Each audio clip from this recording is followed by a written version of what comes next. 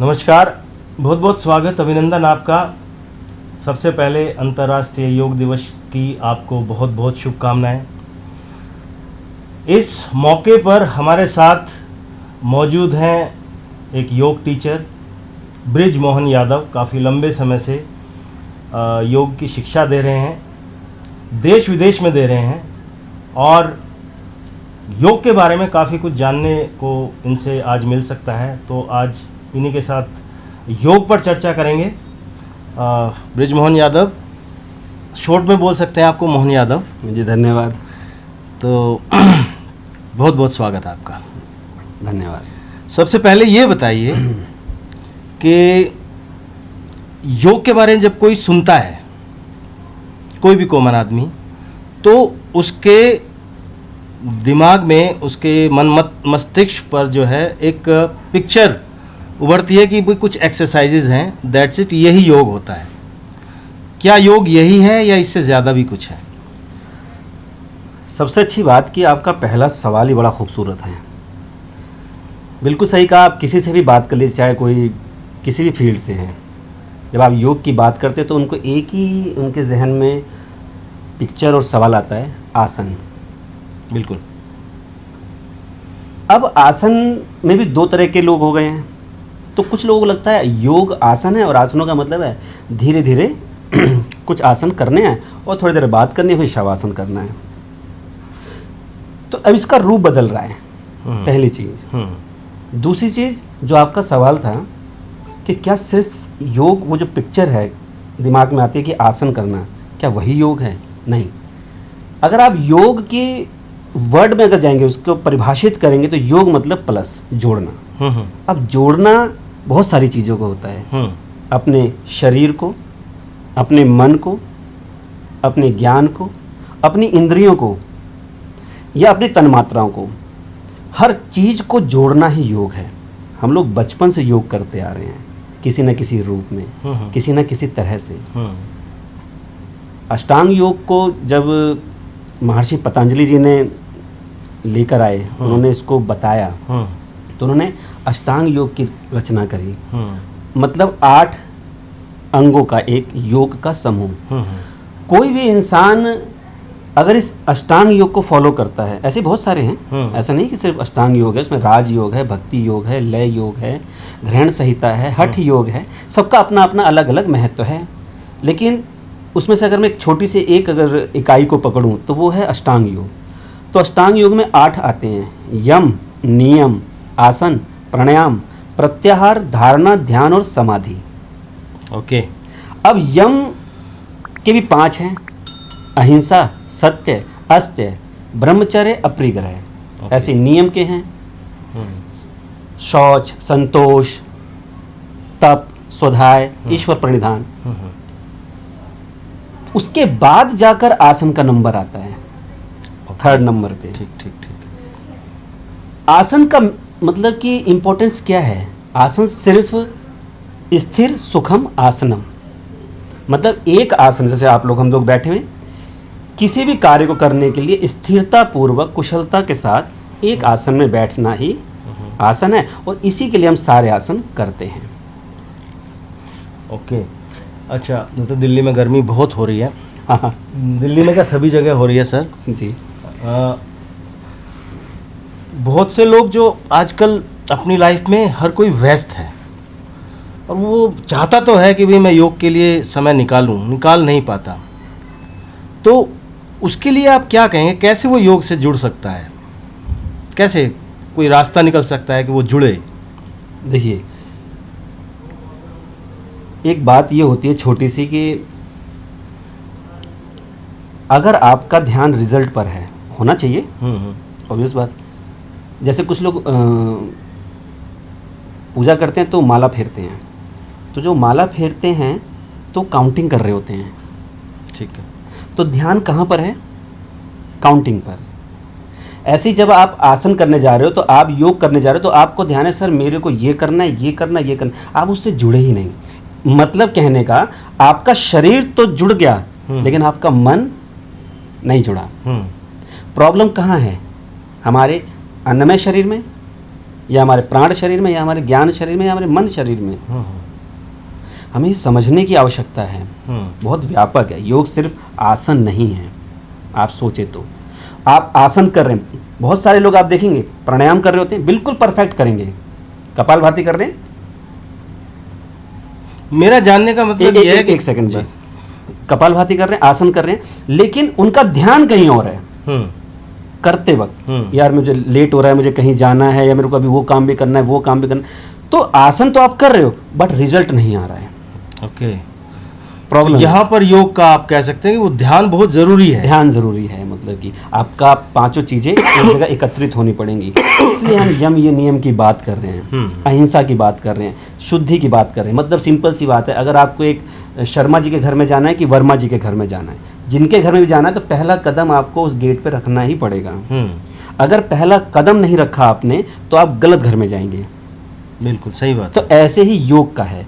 तो योग अगर आप करना चाहते हैं तो सबसे पहले आपको समझना पड़ेगा कि व्हाट इज योग।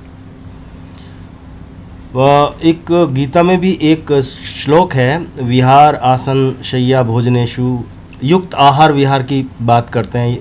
मतलब एक बैलेंस्ड, आप उतना ही सोइए जितना ज़रूरी है, उतना ही खाइए जितना ज़रूरी है, ना ज़्यादा जागिए ना ज़्यादा सोइए। तो इसको ये भी योग का एक वो है। मतलब मान लिया आप योग कर रहे हैं, आप योग कर रहे हैं किसी भी टीचर से, आपसे सीख रहे हैं, लेकिन आपका जो खान पान है, रहन सहन है, वो डिसबैलेंस है कहीं ना कहीं, तो क्या फ़ायदा होता है योग का? नहीं होगा, नहीं होगा, नहीं होगा। आपको ये जानना पड़ेगा। चलिए आपसे एक छोटा सा सवाल, आप किसी भी बीमारी का नाम लीजिए, किसी बीमारी का, और उसका कारण पूछिए मुझसे आप। नहीं, एक कॉमन एक बीमारी स्लिप डिस्क की आप ले तो लीजिए। स्लिप डिस्क कैसे हुआ? कई सारे कारण हैं, मैं फिर कह रहा हूँ कई सारे कारण हैं, लेकिन उसका मुख्यतः कारण कहाँ से आएगा? स्ट्रेस, तनाव से। तनाव। और पूछिए बीमारी कोई। हाँ, तनाव से तो है, बीपी भी है, तनाव, थायराइड तनाव, पीसीओडी तनाव, अनिद्रा तनाव, कॉन्स्टिपेशंस, एंजाइटी, माइग्रेन, सर्वाइकल। इसके पीछे और भी हैं कुछ, लेकिन जो मुख्यतः बेसिकली अगर मैं आपसे दो बातें करना चाहूँ, सिर्फ दो बातें। पहली बात, हम इस स्टूडियो में बैठे हुए हैं, इसको चारों तरफ से बंद कर दीजिए, कहीं से भी हवा ना आए, सीमेंटेड कर दीजिए। 2 साल के बाद इसको खोलिएगा, क्या क्या होगा? हाँ, वो पूरा डस्ट होगा। हाँ, मतलब तहस नहस ही होगा। मैं बताता हूँ, डस्ट, मिसमैनेज्ड होगा सब कुछ, जाले और सफोकेशन। जब एयर आई ही नहीं अंदर तो सब कुछ हो गया। अब ऐसी 80% 90% लोगों को जब आप देखेंगे, उनकी जो सांस है वो इस अनहद चक्र से नीचे जा ही नहीं रही है। ओके। जब वो नीचे गई नहीं तो ये जो हमारा सेंटर पॉइंट है ये बंद पड़ा हुआ है काफ़ी समय से। ओके। और ये क्यों नहीं जा रही है? क्योंकि हमें छोटी बात पे या तो हमें गुस्सा आ रहा है, या हमारे बात अंदर रह जा रही है, या हमारे मन की कोई चीज़ नहीं हो पा रही। तो हमने अपनी सांसों को, आप करके देख लीजिए, छोटा कर दिया। अब उसकी वजह से वो होगी हमारी सबसे पहली बीमारी। कौन सी आई? बीपी। स्ट्रेस से सबसे पहली बीमारी आएगी आपको बीपी की, या तो हाई या लो। उस इन सब में आपको 10 से 15 साल लगेगा। आप देखेंगे रेशो 30 के बाद एकदम धड़ाम धड़ाम धड़ाम गिरना शुरू होते हैं लोग। ठीक ठीक ठीक ठीक। तो जब आपकी सांस अंदर गई ही नहीं तो आपको कॉन्स्टिपेशंस, सिस्टम डैमेज, आपके ग्लैंड काम करना बंद कर देंगे, हार्मोन्स रिलीज होना बंद कर देंगे, क्योंकि आपको बात हर्ट हो रही है। जब बात हर्ट हो रही है तो माइंड से कनेक्ट हो रही है। अब माइंड जो पिट्यूटरी ग्लैंड है हमारा, जो हमारा ग्लैंड है, जो मेन हमारा एक ट्रांसफार्मर है, अब वो माइंड को रिलीज करने लग गया। अच्छा, इतनी सारी नॉलेज आपको है, तो इसके लिए आपने कहीं से कुछ कोर्स वगैरह या कुछ ऐसा कुछ किया? हाँ, एक्चुअली ये हमारे समाज की बड़ी विडंबना है कि आपको ज्ञान चाहे कितना ही हो, लेकिन अगर आपके पास सर्टिफिकेट नहीं है तो आपकी कोई वैल्यू नहीं है। ये नहीं, वो तो होना ही चाहिए, एटलीस्ट कोई उंगली तो ना उठा सके। हाँ, कि भैया आपने। मैंने भारतीय विद्या भवन से, मतलब कि सबसे पहले मैंने सर्टिफिकेट कोर्स किया, फिर मैंने डिप्लोमा कोर्स किया, फिर मैंने ग्रेजुएशन करी, और भी मैंने कायरो के अंदर भी मास्टर डिप्लोमा किया मैंने अभी।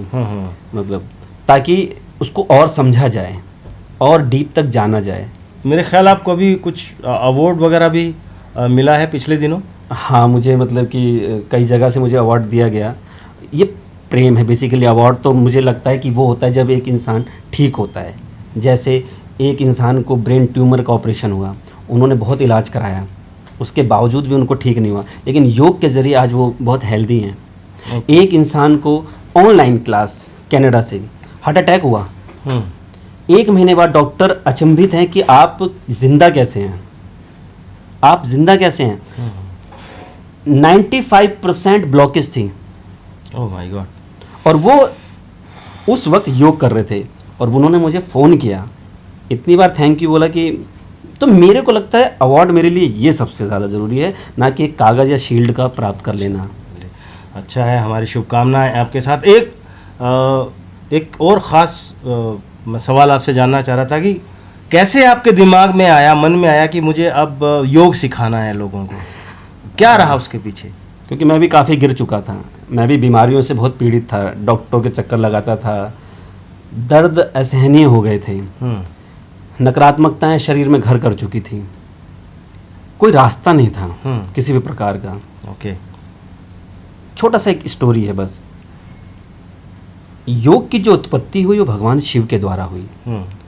तो मैं ये कहना चाहूँगा कि ये दूरदृष्टि है भगवान शिव की, कि उन्हें पता था कि कलयुग में जब हर तरफ हाहाकार मचेगा, आग लगेगी, त्राहिमाम होगा, तो उस वक्त कौन साथ देगा? तब योग साथ देगा, जो आपको शारीरिक, मेंटली, स्पिरिचुअली, सामाजिक, आर्थिक, नैतिक हर प्रकार से आपको सहयोग करेगा। आपको पैसे की ज़रूरत है, आप योग के द्वारा आज बहुत सारे लोग इस व्यवसाय में कार्य कर रहे हैं। आपको समाज में आपको एक अच्छा वो मिलता है, आपके परिवार के अंदर योग, जब आप हेल्दी होते हैं, आपके अंदर बीमारियां नहीं होती हैं, स्ट्रेस नहीं होता है, तो आप अपने परिवार को बहुत अच्छे से संभालते हैं। आपका फिजिकली बहुत अच्छा होता है, आपका मानसिक बहुत अच्छा होता है। अच्छा, चलते चलते आप कुछ कहना चाहेंगे हमारे दर्शकों को योग के बारे में? कोई मैसेजिंग आप करना चाहें, कुछ कहना चाहें? बस मैं ये कहना चाहूँगा कि आपके माध्यम से कि आप योग करें, ज़रूर करें। ये नहीं कि इनके पास करें कि उनके पास करें, आप कहीं भी करें, पर योग करें। चलिए, बहुत बहुत धन्यवाद, आपने समय दिया और योग के बारे में इतनी सारी बातें बताई, और हम समय समय पर आगे योग के बारे में आपसे चर्चा करते रहेंगे।